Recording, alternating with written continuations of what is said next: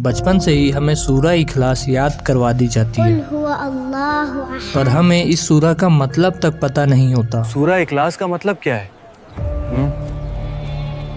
And trust me, अगर आपने ये वीडियो लास्ट तक देखी तो आप समझ जाओगे कि आखिर अल्लाह कौन है और सूरह इखलास रिवील कैसे हुई और इसके पीछे की कहानी क्या है, और ये छोटी सी 4 आयतों की सूरह कुरान के 1/3 के बराबर क्यों है। और सबसे इम्पोर्टेंट सवाल, आज के मॉडर्न टाइम में भी इस सूरह से अल्लाह ताला हमें क्या सिखाना चाहते हैं।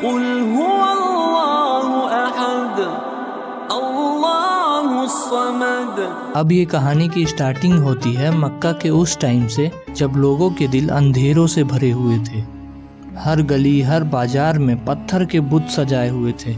काबा के आसपास चारों तरफ मूर्तियां ही मूर्तियां थी।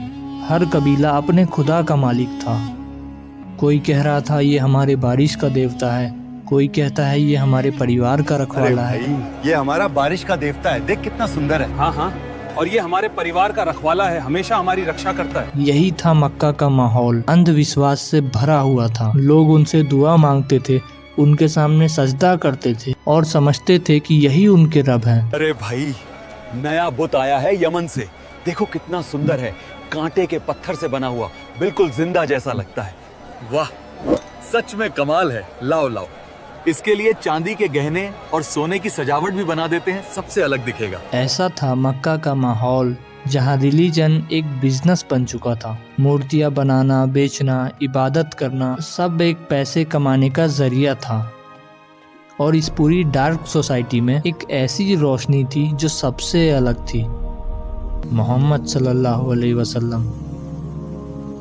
वो सच बोल रहे थे, लोगों को मूर्तियों से नहीं बल्कि अल्लाह से मिलवा रहे थे। उनका जो पैगाम था वो बहुत ही सिंपल था, एक अल्लाह के सिवा कोई इबादत के लायक नहीं है। लेकिन कुरैश के लोग हैरान रह गए कि आखिर एक अल्लाह का मतलब क्या होता है। आखिर ये कैसा खुदा है जिसे देखा नहीं जा सकता, जिसका कोई रंग नहीं, कोई शक्ल नहीं। आखिर ये कैसा खुदा है जिसे देखा भी नहीं जा सकता। उसका अल्लाह तो कोई दिखाई भी नहीं देता। ऐसे खुदा का क्या फायदा जो ना दिखे ना सुनाई देड़े। अरे मोहम्मद कहता है एक अल्लाह है, तो क्या हमारे लात, उज्जा, हुबल सब झूठे हैं? उनका जो दिमाग था ना सिर्फ दुनिया के गॉड तक लिमिटेड था। वो समझते थे कि अगर कुछ दिखाई नहीं देता है तो वो हकीकत नहीं है। लेकिन नबी सल्लल्लाहु अलैहि वसल्लम एक ऐसे रब की दावत दे रहे थे जो ना आंखों से देखा जा सकता है, ना किसी सूरत में समझा जा सकता है। एक ऐसा रब जो सब कुछ देखता है लेकिन खुद किसी का मोहताज नहीं। मक्का के लोग हैरान थे, ये कैसा खुदा है जो इंसानों जैसा नहीं है, ना पुतला ना कोई तस्वीर, बस ला इलाहा इल्लल्लाह। कैसा खुदा है जो इंसानों जैसा नहीं, ना सोना ना चांदी ना कोई पुतला ना तस्वीर, बस ला इलाहा इल्लल्लाह। उनके लिए ये बात उनकी समझ से बाहर थी। वो मजाक उड़ाते हुए सवाल पूछ रहे थे, अरे मोहम्मद, हमें बताओ तुम्हारा रब कैसा है? वो किस चीज का बना है, सोना, चांदी या मोतियों का?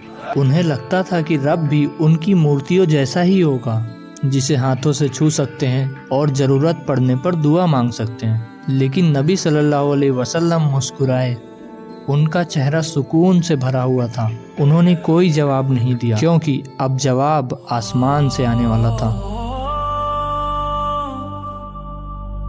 और तब सूरह इखलास नाजिल हुई। बिस्मिल्लाहिर्रहमानिर्रहीम, कुल हुवल्लाहु अहद, अल्लाहुस समद, लम यलिद वलम यूलद वलम यकुल लहू कुफुवन अहद। सुब्हान अल्लाह, ये तो रब का तारुफ है अपने अल्फाज में। अल्लाहु अकबर। और यही वो वक्त था जब दुनिया ने पहली बार सुना खुदा का अपना तारुफ उसके खुद के लफ्ज़ों में। सोचो, वो लोग जो सोच भी नहीं सकते थे कि एक रब बिना तस्वीर के हो सकता है, उनके लिए ना ये सूरह एक टर्निंग पॉइंट था। ये सिर्फ कुरान का पैगाम नहीं था, ये उनके सोचने का तरीका बदल देने वाला रिविलेशन था। और अब ये कहानी सिर्फ मक्का की नहीं रही, ये कहानी बन गई है हर उस इंसान की जो रब को समझना चाहता है, हर उस दिल की जो पूछता है कि आखिर कौन है अल्लाह। और इसका जवाब कुरान की इस सूरह में है। آئیے اب اس سورہ کو آسان طریقے سے سمجھتے ہیں۔ قل هو اللہ احد، یعنی کہہ دو کہ اللہ صرف ایک ہے، نہ اس کا کوئی پارٹنر ہے، نہ کوئی ایکول، نہ کوئی اس کے جیسا، نہ کوئی اس کے برابر ہے۔ اب سوچو ذرا، مکہ والوں کے لیے یہ بات سمجھنا کتنا مشکل تھا۔ وہ تو ہمیشہ سے الگ الگ خداؤں کو مانتے تھے، بارش کے لیے الگ گاڈ، پیسے کے لیے الگ گاڈ، اور ہیلتھ کے لیے بھی الگ گاڈ۔ ان کے لیے تو ہر ضرورت کے لیے ایک الگ گاڈ ہوتا تھا، اور اب محمد صلی اللہ علیہ وسلم ان سے کہہ رہے تھے کہ ایک ہی اللہ ہے جو سب کچھ سنبھالتا ہے، کوئی دوسرا نہیں، کوئی ساتھی نہیں۔ یہ میسج ان کے پورے سسٹم کے خلاف تھا، اسی لیے یہ صرف ایک لائن نہیں تھی، یہ ان کے سوچنے کا طریقہ بدل دینے والی بات تھی۔ اللہ الصمد، مطلب وہ ایٹرنل ہے، ایبسولوٹ ہے، یعنی اللہ ہی ہے وہ جس کے اوپر سب کچھ ڈیپینڈ کرتا ہے، لیکن وہ خود کسی پر ڈیپینڈ نہیں کرتا۔ وہ سب کچھ دیتا ہے لیکن کبھی مانگتا نہیں، وہ سب کو سنبھالتا ہے لیکن اسے کوئی سنبھالنے والا نہیں ہے۔ اب سمپل ورڈز میں سمجھو، ہم جیسے ایک دوسرے پر ڈیپینڈ کرتے ہیں نا، جیسے انسان، ہوا، پانی، کھانا، ٹائم، ایموشن، سب ایک دوسرے پر ڈیپینڈ کرتے ہیں، چاہے وہ سب سے پاورفل انسان ہی کیوں نہ ہو، اس کی زندگی کسی نہ کسی چیز پر بیسڈ ہی ہوتی ہے۔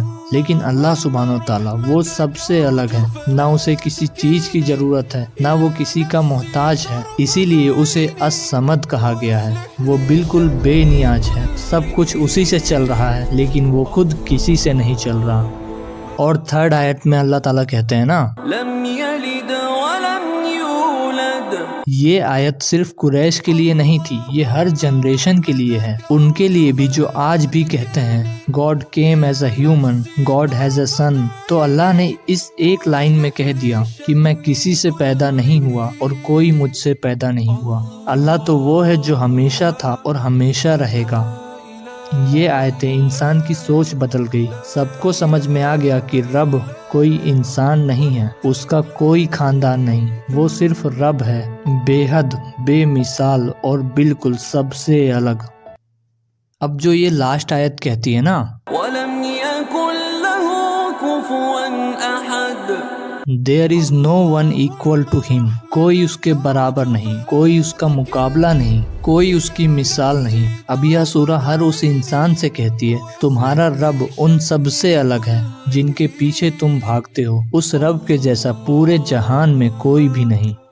اب ذرا سوچ کے دیکھو، ایک سورہ جس میں صرف 4 آیتیں ہیں، انہی 4 آیتوں میں ہے قرآن کا مین میسج، کیونکہ نبی صلی اللہ علیہ وسلم نے فرمایا سورہ اخلاص equal to 1/3 آف دا قرآن۔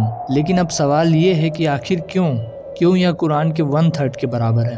تو وہ اسی لیے نا کیونکہ قرآن کے 3 میجر تھیمز ہیں۔ پہلا توحید یعنی ونس آف گاڈ، اور دوسرا رسالت یعنی پروفیٹ ہوڈ، تیسرا آخرت یعنی آفٹر لائف۔ تو سورہ اخلاص جو ہے نا وہ پورا پہلا تھیم ڈیفائن کرتی ہے، توحید۔ تو اب اس کا مطلب یہ نہیں ہے کہ ہم باقی قرآن کو پڑھے ہی نہ، بلکہ اس کا مطلب یہ ہے کہ ہمیں اس سورہ اخلاص کو پڑھنے پر قرآن کے 1/3 برابر برکتیں ملیں گی۔ اب سورہ اخلاص میں اللہ تعالیٰ اپنا خود تعارف کرا رہے ہیں کہ آخر میں کون ہوں، وہ نہیں جو انسان سمجھ رہا ہو، بلکہ رب خود کہہ رہا ہے میں ہی ہوں جو سب کچھ چلا رہا ہوں۔ اب یہ سورہ نا ان سب بلیف کا انکار کرتی ہے جو اللہ کو اس کی کریشن کے جیسا سمجھتے ہیں، نہ وہ کسی مورتی کے جیسا ہے، نہ وہ کسی شکل میں ہے، وہ صرف احد ہے، بس ایک اور صرف ایک۔ احد کا مطلب ہوتا ہے جو کبھی ڈیوائیڈ نہیں ہوتا، جو نہ 2 ہو سکتا ہے نہ حصوں میں بانٹا جا سکتا ہے۔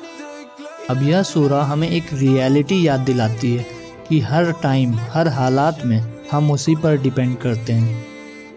جب ہم رو رہے ہوتے ہیں تو وہ سن رہا ہوتا ہے، جب ہم غم میں ہوتے ہیں تو وہ پاس ہوتا ہے، اور جب سب چھوڑ دیتے ہیں نا تو صرف وہی ہوتا ہے۔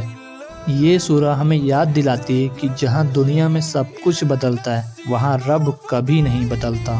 یعنی کہو کہ اللہ ایک ہے، بس اتنا ہی کہہ دینا ہی ایمان ہے، اور یہی ریئلٹی ہے۔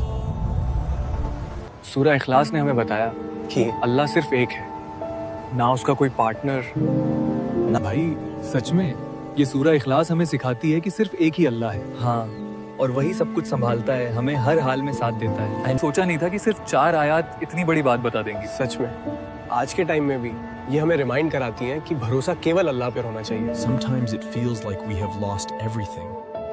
But then I remember he is still there.